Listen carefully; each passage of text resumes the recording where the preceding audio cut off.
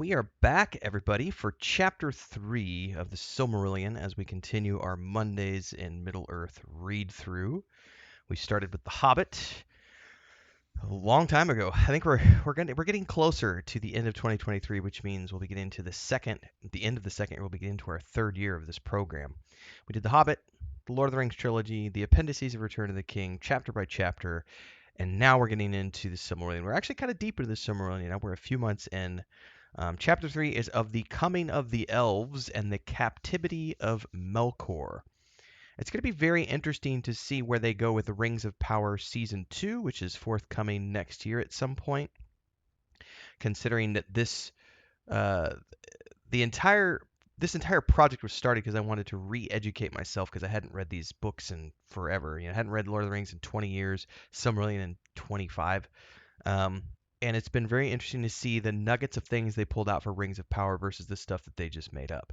Now, I think one of the things that they're supposedly focusing on in season 2 is going to be the captivity of Sauron at some point.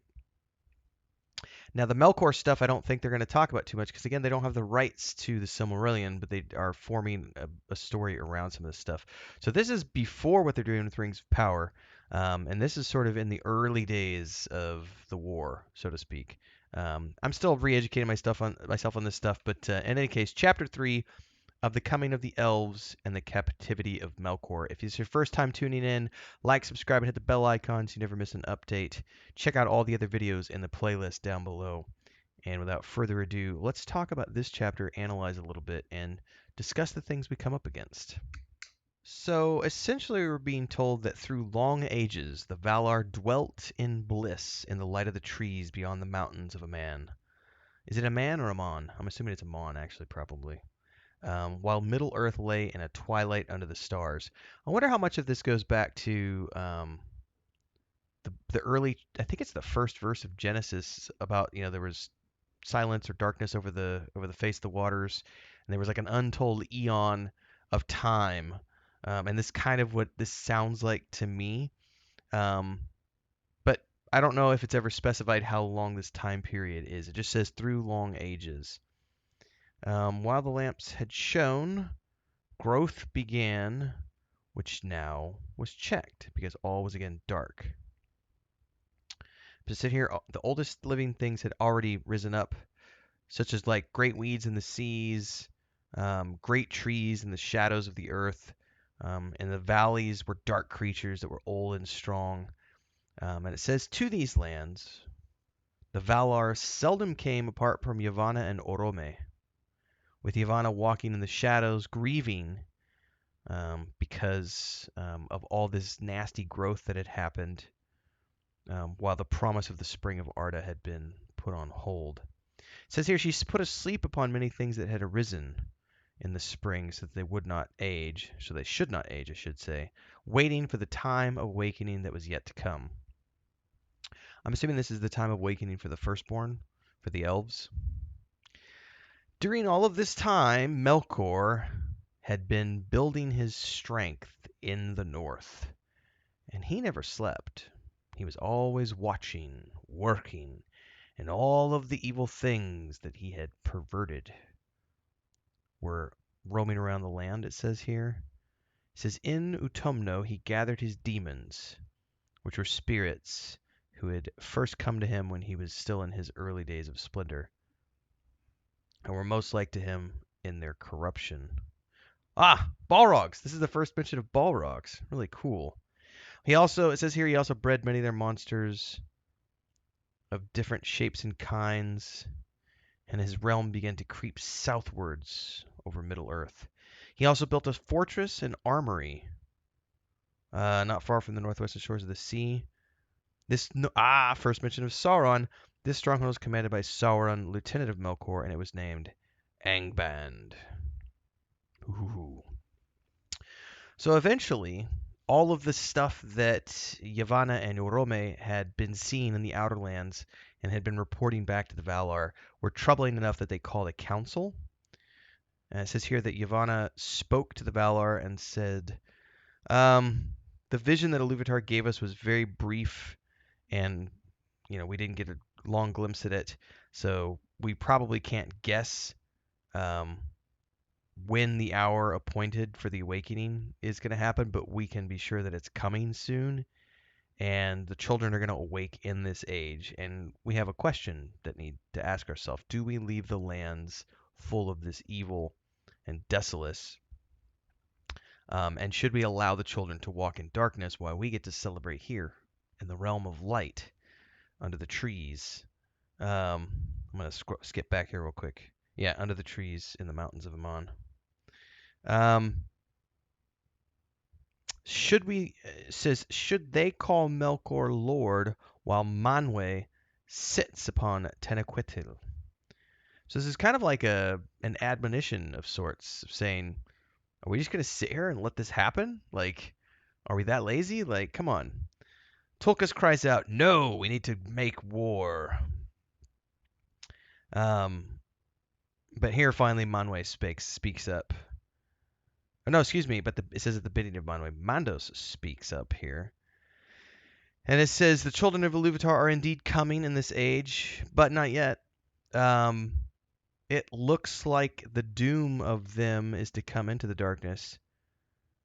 And looking first upon the stars, they shall want for great light. Huh. And Tavarda ever shall they call it need. That's interesting. I don't quite understand that phrase here. I'm going to reread this here. He literally says, it is doom that the firstborn shall come in the darkness, and look first upon the stars. Great light shall be for their waning. The Varda shall ever they call in need. Huh. Anyway, the Varda went forth from the council there. Says, okay. Oh. To Varda. Okay, I misread that. Says, she then went forth from the council and looked out upon Middle Earth from the height of Tenochtitl, and beheld darkness as far as she could see, although the stars were there, innumerable, faint and distant. It says here, then she began the great labor, greatest of all the works of the Valar since the coming into Arda.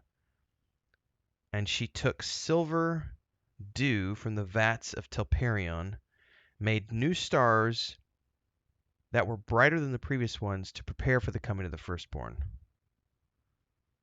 Okay. So she was then called, ever after this, the Kindler Elentari, Queen of the Stars, Carnil, Lunil, Nenar, and Lumbar. Oh my god, there's all these names.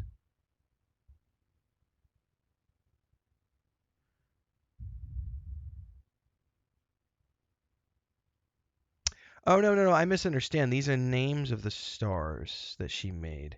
Man, this is really confusing the way this is written. Okay, so this is just, I'm not going to read all these off. They're naming a bunch of constellations that she created, essentially.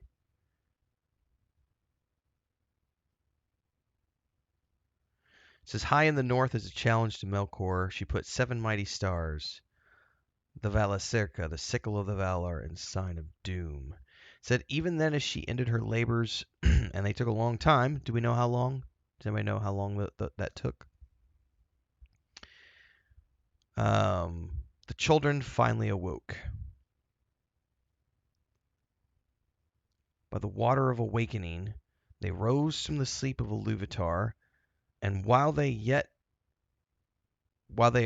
they were silent by Quivinin. Their eyes beheld first of all things the stars of the heaven, which is why they have ever loved starlight. And they have revered Varda Elentari above all the Valar. So she is, I mean, essentially this is, it's the bonding process. Like if you've ever seen like a baby chick or a baby kitten or something, like when they see that first thing they see with their eyes, and they're gonna bond with that. So they're seeing starlight for the first time, and Varda being the one who created that, that's their bond. Hmm.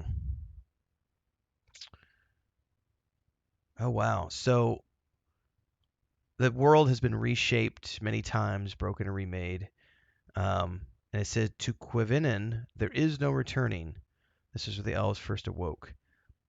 But it is said among them that it lay far off in the east of Middle-earth, and to the north, a bay on the inland sea of Helkar. Huh. before Melkor overthrew the mountain of Illusion. The first sound they heard was the sound of water flowing and water falling over stone. It says here they dwelt in that first home by the water under stars for a long time. It doesn't say how long. I love vague. An age passed, a long time. They walked the earth in wonder and then began to make speech, and they began to give names to all the things they perceived, called themselves the Quendi, those that speak with voices, for they had yet met no other living things that spoke or sang. And it said eventually Orome was riding eastward while hunting, passing under the shadow of Orcarni on the shores of Helkar. And it said suddenly his horse sat up, neighing, and stood still. And Oromo paused, wondering. It seemed to him that in the quiet of the land he heard afar off many voices singing. And it says, thus it was that the Valar found at last, as if by chance, those whom for so long they had waited. And Oromo was filled with wonder as he looked on them. Quick commercial break, everyone, to give a shout out to our first official guild officer, Bubalonia, as well as all of the guild champions, and of course, all of the members who help keep me on the air full time. To join as a member, simply click that join button below and pick your tier, but you can also support with super chats on any live stream or premiere, or super thanks on any upload or YouTube short. Don't forget the Discord. Let's get back to the video. It says in the beginning, the elder children were stronger and greater than they have since become, but not more fair. It says Orome loved the Quendi and named them in their own tongue the Eldar, people of the stars. But many of the Quendi were filled with doom. They saw a god, essentially, and were frightened by this. But it also says this was the doing of Melkor. Because Melkor had first become aware of the Quendi and sent shadows and evil spirits to torment them, essentially. Oof.